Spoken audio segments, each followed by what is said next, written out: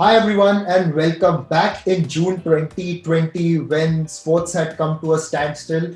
We had just started off on a journey at Niche Sports and the first episode recorded was with Badri Narayanan, my friend from the United States who is a sports psychologist and works with some top athletes in tennis and cricket. And now, a few months down the line, obviously things have gotten a lot better for us from the sports industry. Sports have started all over again. Of course, there are restrictions. We have learned to live with the demon that we call coronavirus, but life as such has started, at least on the sporting level. And that brings me back to Badri. Badri, it is so good to have you back here. Absolutely, it's good to be back, and we had our own virtual lockdown for a while, I guess, but it's good to be back here, and a lot of good things. Of course, some challenging ones. A lot of good things have also happened. So yeah, it's I can't wait to dig into it. And quite a journey, hasn't it? In June 2020, we were talking about when is it all going to start. I was in lockdown at home, hadn't gone out for months, hadn't left the 1 kilometer radius for months, and Uh, you also had gone through another period of restrictions. And today, things are looking a lot better on the sporting front. oh yeah, absolutely. It's been one of those, the like it's new for everybody. Like sometimes you say, okay, as a psychologist and stuff, people ask like, okay, you can transition over easy. How are the players going to deal? It's not easy, trust me. It's because it's not something that you expect to see. But we've kind of found a way to work through this, and a lot of challenges. But at the same time, I felt like as to players. I think last I mentioned was how grateful players are right now for to be able to play the game. Things that were taken for granted, they are able to now like really appreciate it because you are forced into distance or not to play and all that. And coming from that angle, and now to see them out there, like literally giving it their all every moment, it's something like. Of course, you don't need a crisis like this to see players get that involved, but it's amazing how the changes have made them savor every single moment out there. So yeah, it's been exciting.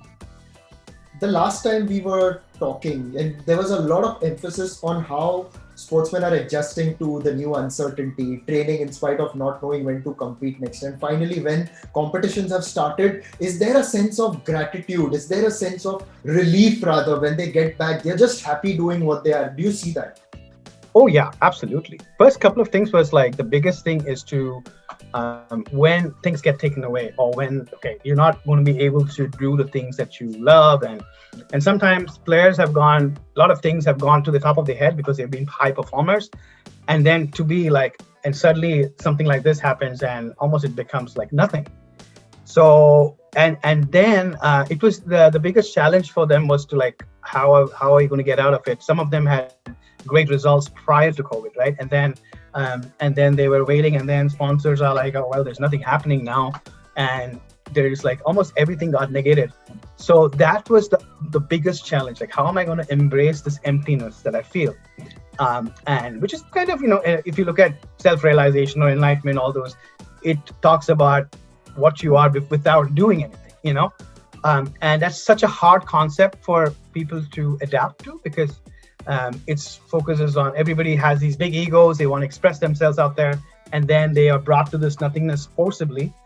And I think that became the initially that was the biggest challenge, and they started working towards it. Okay, let me accept this thing and embrace this thing, and trust me, that was the hardest part. Once they were learning to be able to stay in that zone, not all the time, but the moments where they experienced it, then they were like, okay, they were able to like let go of attachments, let go of negativity, let go of all the things that you would associate with a sports person, right?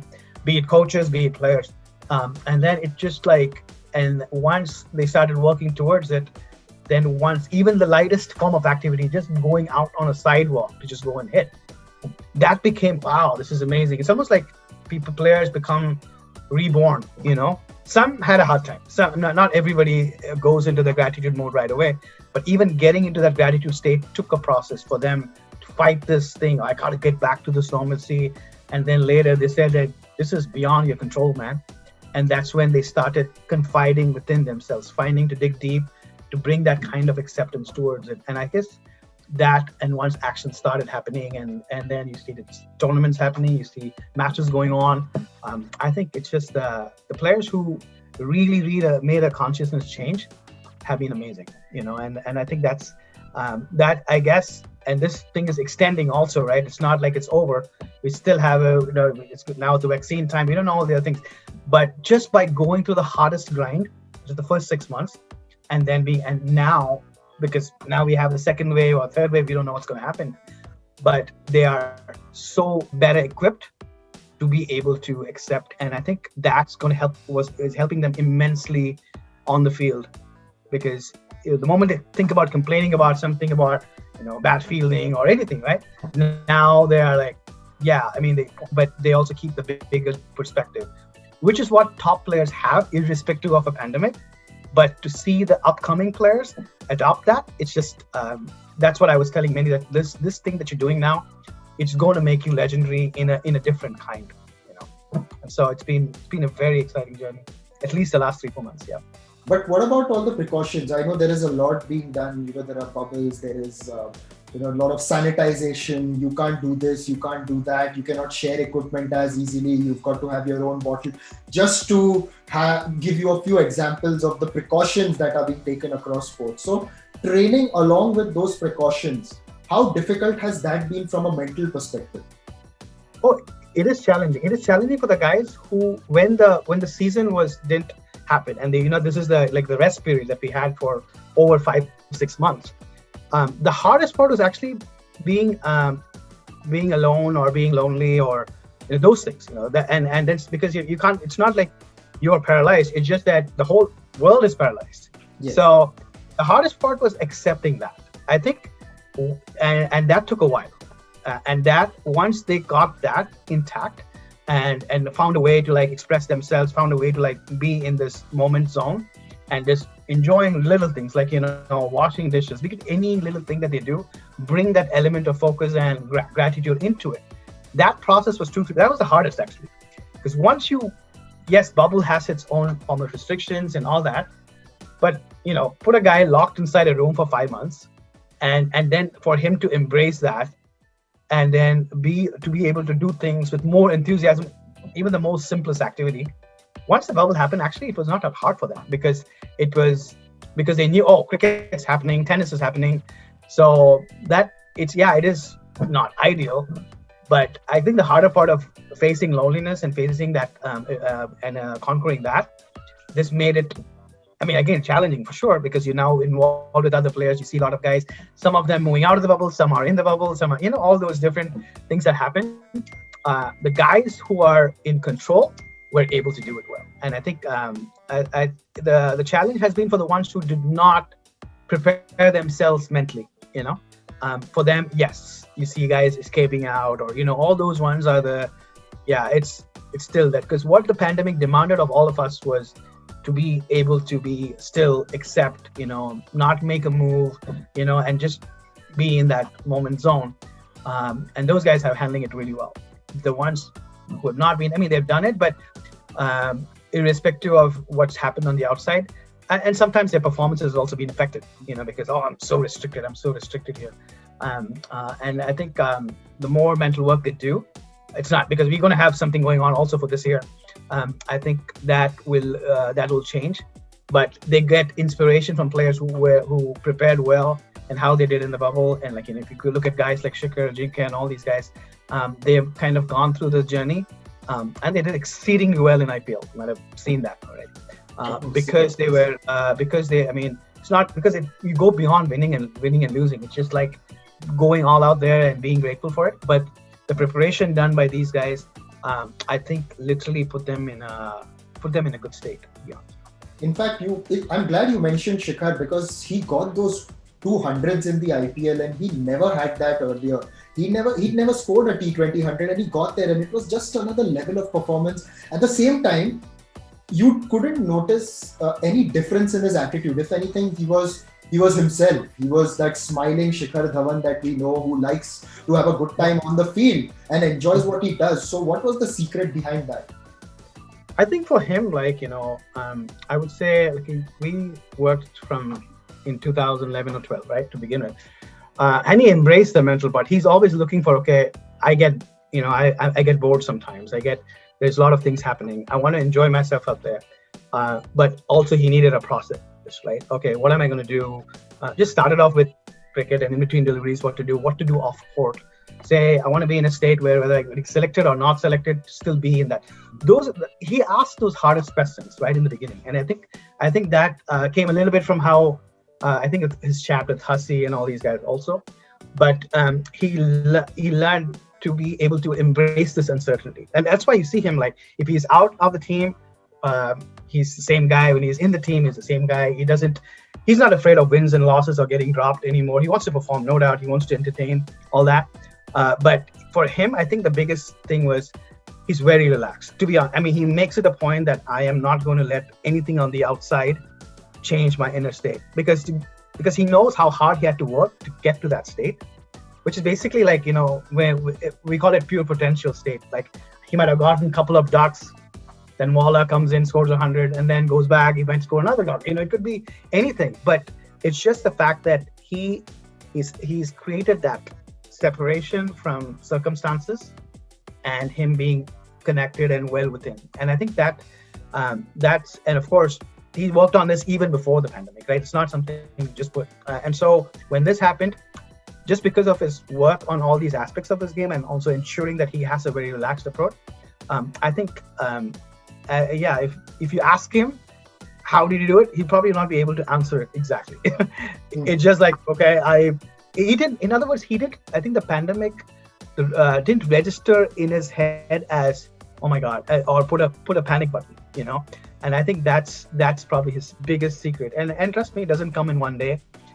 He's put in a work for so many years, and I think that should set a good example for others also, is like that your mental health and mental state is going to be critical no matter what. And I think the pandemic actually brought out the best in him, because he was himself. So I think, what do you call it? Selectively forgetting what's happening on the outside and being more within himself, and of course enjoying what he's doing out there.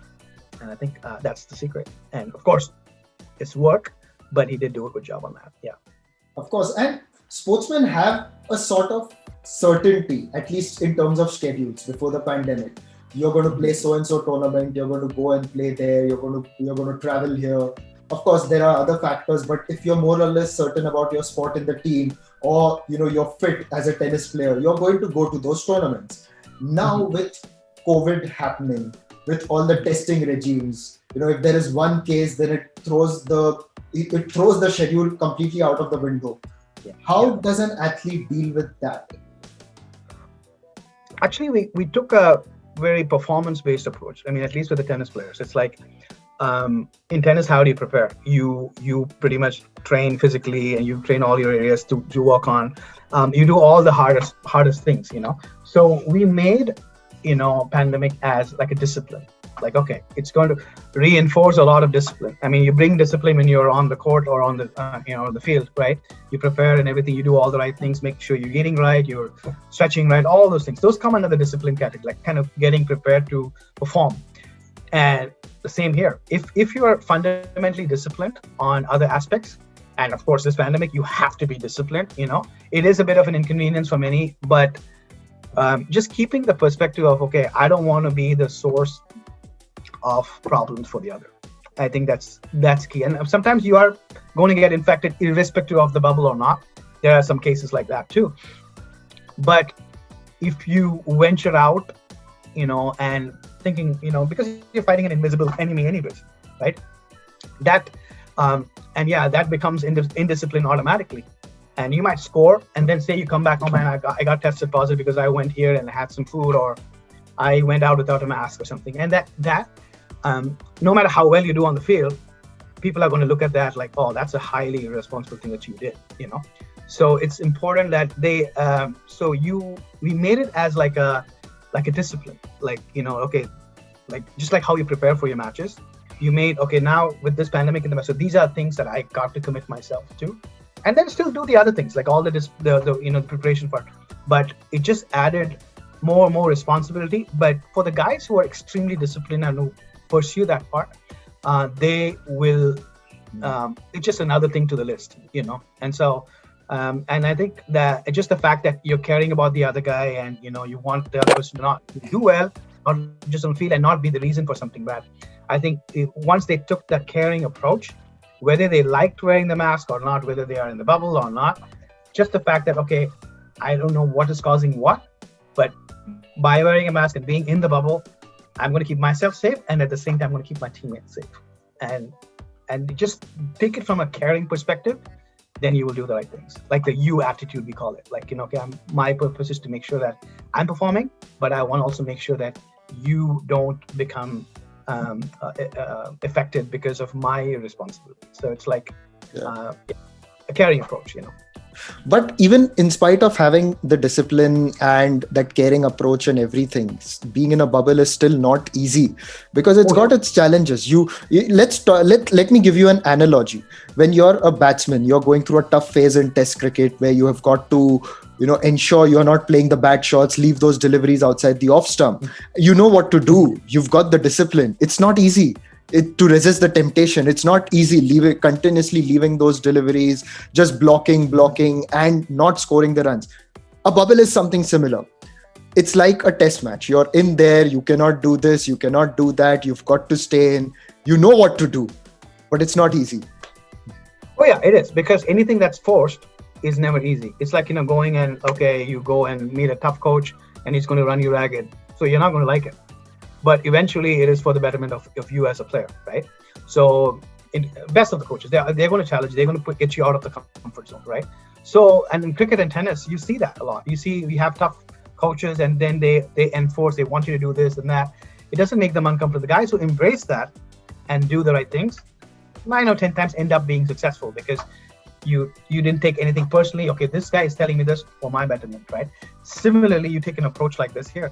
It's like, okay, this I have these habits, but right now I got to make sure that, okay, I want to perform out there. That's the primary thing, right? And so I don't want something, my mental approach towards certain things, if I to mess this up, So I want to make sure that I am prepared and ready, and at the same time, I want to make sure that I as tempting as it could be to, like, man, this is getting so agile. Wearing a mask 24/7 is not a fun thing. Being in this particular thing is not easy. But the guys who worked irrespective of the bubble are the ones who have done well. Or even if they don't do well, they've at least made sure that they are being responsible of it. It's not easy. Trust me, I'm saying it's not, because all the guys are outgoing. They want to be outside, and pressure of sport in itself. You want something to do after 6 o'clock. Maybe just, I know it's tough. Trust me, it's so super tough. But you have to go through it. You just got to do the tough things now. This is what this demands us. It's like for us to, there's so much venturing out, so much stuff happening on the outside. It's probably nature's way of telling us, like, hey, this is a new normal. Get disciplined. Make sure that you are being responsible in your life and what you do.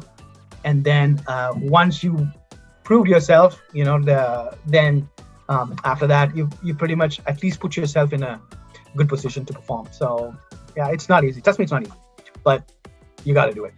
Yeah. Yes, I know it's not easy from first-hand experience. I'm not a sports person. Yeah, I was going to say that, because I know you are with the media manager with IPL and everything. Because because you have to venture out. You're not a guy who's going to be but even for you, you have to go through certain, responsibilities, and make sure that, you got to be extremely cautious and careful about who you interact with. There's a lot of things going on. So actually, my question will be for you as to how you dealt with that part, because you've been in the thick of things in Dubai. So that'll be something you can share your thoughts.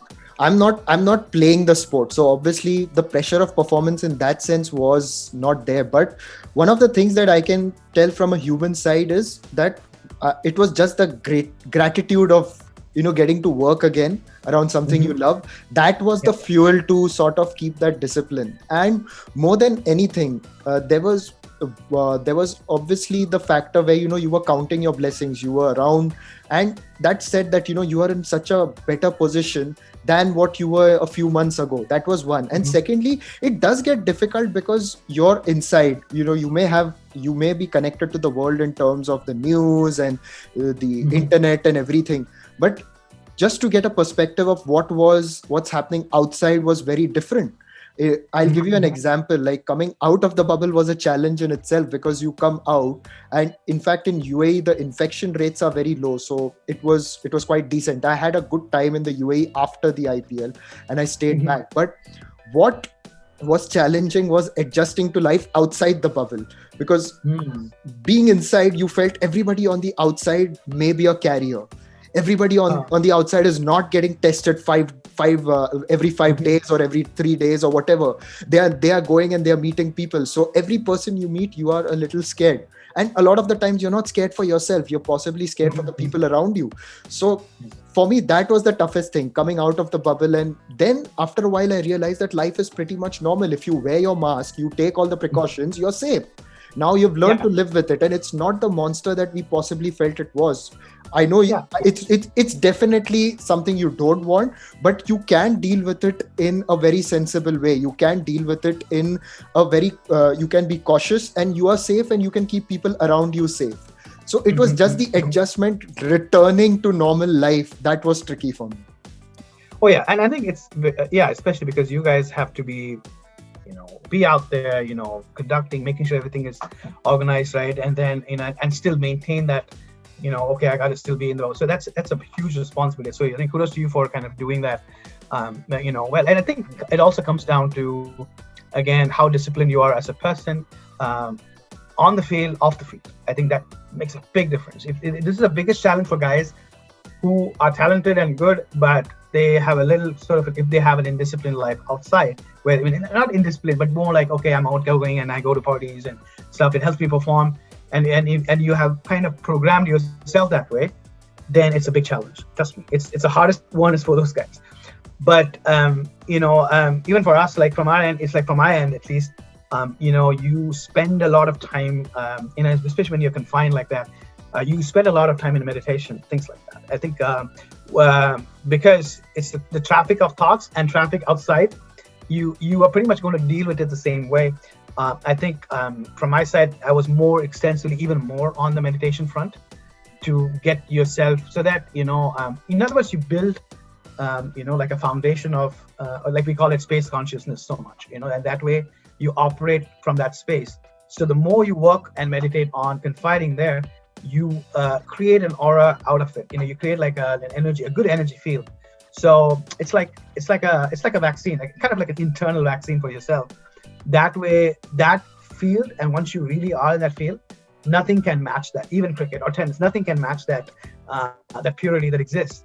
And it's no longer a luxury anymore. Meditation is almost like a necessity now. It's not like, oh, I should, like sometimes guys, they try to make it very sound cool and fruity, but it is in reality is right now, it's become, with mental health being one of the top issues in the world, be it the US, be it India. I think now that they've learned to embrace that part of meditation, I think what's come out of this pandemic is like, it'll become even more and more significant, so yeah, right. So the biggest factor that I wanted to talk about was the crowd. Now they're absent from most events. Now I know the series is going on in Australia. They've had some amount of crowds. And after a while, it gets difficult, because for the players themselves and the athletes, just having someone cheer you and the crowd, either they are with you or against you, doesn't matter. But it gets their juices flowing. It gets their adrenaline pumping. And suddenly it's not there. You've got virtual crowd noise. How does an athlete deal with that? What motivates him? Because I know for a fact that it's a big psychological factor. Oh yeah, huge. And I would like to quote MSD on this, because MSD once was asked about that, and this was just during his playing. He kind of made a point like, the crowd's there, it's energy, no doubt, but you don't play for the crowd, right? So you use that energy, obviously to kind of make you more focused, make you more here. Okay, like you become more responsible and me more on that front. But if you're just feeding off energy, or we're just screaming and all that, and then you start trying to play to the gallery, it won't be successful. You should ask Yusuf Pathan or somebody like that. When they start playing for the crowd, they lose that what is their natural thing, and then they might get into the other side without knowing what a strong foundation is. So top players are always driven from within, irrespective. But they took up the game for excellence and becoming number one in their fields, be it tennis or cricket. And so so yes, the crowd helps them. They'll use that energy, but they're not dependent on that energy. But there are folks who look to that for, excellence and pushing themselves. Again, it is the hardest for them too. So that's why it's like, okay, no crowds, nothing's happening, and okay, how am I gonna? There's no music. You're not like on your, and listening to something, right? So it's pretty much dead quiet. And so how am I going to stay motivated? How am I going to get fired up? It's a challenge not just for the batsman or the bowler. It's also, for everybody, right? So if you that's why it's important, like when you are training yourself, like, okay, this is not going to be there, and then be in that zone and still, again, you just cannot do it directly on the field. You have to start off from off the field. Everything. Now what the stuff that you do off the field is now of paramount importance than ever before, because anything you screw up there in this time, it's just going to have an instant result out there. Sometimes it's like players getting injured and they still want to play, and okay, I can do this, and then what happens, right? And they might have one, and then they get injured again, and then you would think, man, this guy wasn't ready, So, and that's those kind of decisions have gone kind of out of the window now. It's like you got to be like absolutely spot on. So I think it's not easy to not play without a crowd, but like I said, with the athletes that I'm working with, be it in tennis or cricket, it's just that now this condition is forced, so and they have to make some sense out of it. So now they are like, okay, secluded, and okay, I'm going to be in the separate room, but I'm going to be working on these to just kind of stay calm. All the things that mental condition, like for me, it's an ideal phase, because this is what we want the players to kind of embrace with or without the crowd. And now with the pandemic, it's just great. So I just said, this is the best chance for you guys to, like, because there is no other alternative other than becoming really, really tough within. And I think that has brought that change. It's going to be a while. But I also said, it's like, once the pandemic is done and you have all the vaccines and everything, don't go back to your older ways, because what you've done now is the hardest thing, and make this a part of you. And it's hard, but I think players suddenly feel, oh, I can be like mentally tough, like the top player, maybe like Nadal or Novak or anybody. So because now they've worked on the discipline side, and so I think that's going to help moving forward, I'd say. And yes, moving forward, and to conclude this, what would be your suggestions that they keep that mindset, they keep that approach going, and it just gets stronger and stronger from there, irrespective of what's happening outside? At some point, vaccines will take full effect. We don't know when, but we will get back to at least the previous normal, in that sense, where events will not have that kind of uncertainty. But internally, to maintain that calm, to maintain that discipline, what would be your suggestions?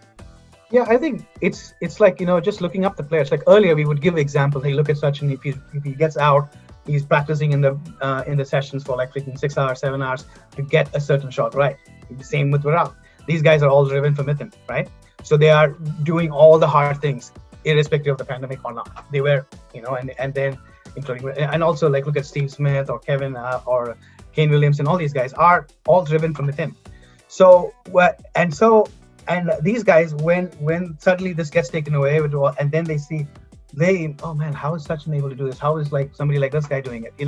And so suddenly they become curious about that part. It's just the mental preparation side. And now, having done this process for close to 5-6 months now, it's become part of their nature, and they are successful also. So they get to see the results and with the change in the mental approach. So it'll be really criminal of them to like go back to an existing. External normalcy will come back, but you don't want to go back to your old internal normal, because that didn't help you. So now you want to kind of have this whatever has come by force or by thing. And it's like, typically we say any habit to cultivate, it takes about 2-3 months to be inherent in you. And with 6 months, 7 months, it's like be it diet, be it everything. Okay, I'm free now. Now I'm going to have my own pizza and have all the stuff. You don't want them. They know that just that success in itself showed it. Like, okay, these things I did, and I'm successful here, and I'm more disciplined, I'm more calm, I'm able to see things in a much more mature fashion. And just the pandemic, benefits of the pandemic, let's call it, and me embracing that. And so it'll be so that's something that I've been always pushing, like keep remembering this. It's kind of like just reminding yourself every time you get tempted to go out of that bubble or go out of your internal bubble that you're in. Know that it's very hard to come back to that state. You guys have worked super hard for it, so don't let it go. And I think that's a constant reminder for all these guys now, and I think that'll really help.